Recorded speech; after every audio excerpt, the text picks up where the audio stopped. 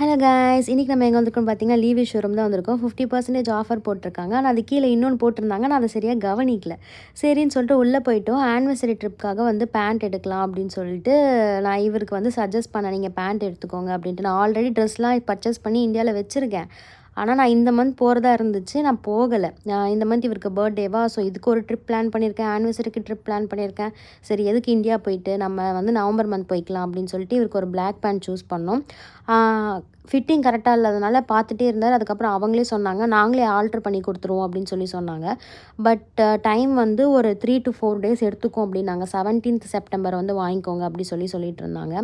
சரி, ஓகே அப்படின்னு சொல்லிட்டு எவ்வளோன்னு கேட்டால் வந்து நார்மல் ஸ்டிச்சுனா $5, அந்த பிராண்ட் மாதிரியே இருக்கணும்னா வந்து $12 அப்படின்னு சொன்னாங்க. சரின்னு சொல்லிட்டு நான் வந்து மிரர் செல்ஃபிலாம் எடுத்துகிட்டு நான் யோசிச்சுட்டு இருந்தேன், $5 கொடுக்கலாமா இல்லை $12 கொடுக்கலாமான்ட்டு. அதுக்கப்புறம் வந்து அது காமிச்சாங்க, $5 எப்படி இருக்கும், $12 எப்படி இருக்கும் அப்படின்னு சொல்லிட்டு பில்லிங்லாம் போட்டுட்டு இருந்தாங்க.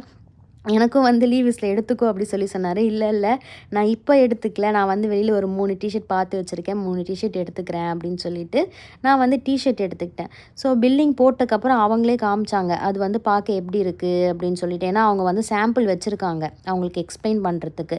கீழே இருக்குது பார்த்தீங்களா, இது வந்து நார்மல் ஸ்டிச் மடித்து அடிச்சிருக்காங்க, அதுக்கு வந்து $5.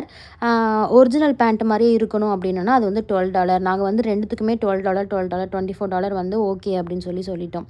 ஏன்னா வந்து ஆஃபீஸ் யூஸ்க்கு ரெகுலராக போட்டு போகிறது, எதுக்கு மடிச்சடிச்ச மாதிரி தெரியணும் அப்படின்றதுக்காக அப்படியே சொல்லிட்டோம்.